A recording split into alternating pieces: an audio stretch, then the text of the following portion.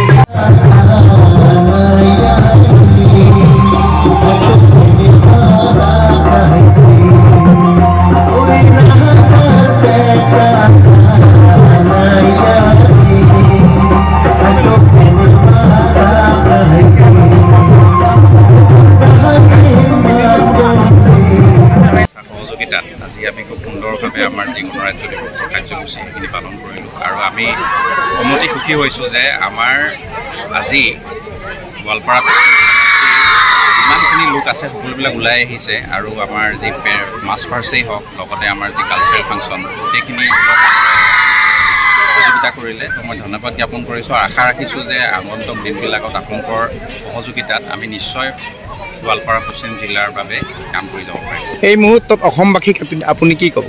হয়, মই এটা এপিল থাকিল যে আমাৰ যি এনাজৰী এই এনাজৰীৰ যাতে আমি সমন্বয় ৰক্ষা কৰিব পাৰোঁ আৰু আগন্তুক দিনবিলাকত আমি আমাৰ অসমৰ বাবেই হওক বা ভাৰতৰ বাবেই হওক আমি যাতে নিজৰ প্ৰচেষ্টাত আমি নিজে কিছুমান কাম কৰিম যাতে আমি ভাৰতলৈ এটা উন্নতি কৰিব পাৰোঁ। ছাৰ, যিহেতুকে সমজিলা আগিয়াত প্ৰথমবাৰৰ বাবে আহিছে আৰু আপুনি সমজিলাৰ প্ৰথমজন আয়ুক্ত হিচাপে আপুনি আছে, আপোনাৰ মনৰ অনুভৱ কেনেকৈ? নাই, মনৰ পৰা গৌৰৱান্বিত আজি আপোনালোকৰ সহযোগিতাত ইমান ধুনীয়াকৈ আমাৰ সমজিলাৰ যি প্ৰথম এইবাৰ আমাৰ গণৰাজ্য দিৱস উদযাপন কৰিলোঁ আৰু গৌৰৱান্বিত এইকাৰণেও যে অকল আমাৰ প্ৰচেষ্টাতে নহয়, ৰাইজ হওক বা আপোনালোকৰ আমাৰ প্ৰচেষ্টাত আমি আগবাঢ়িব পাৰিছোঁ আৰু আশা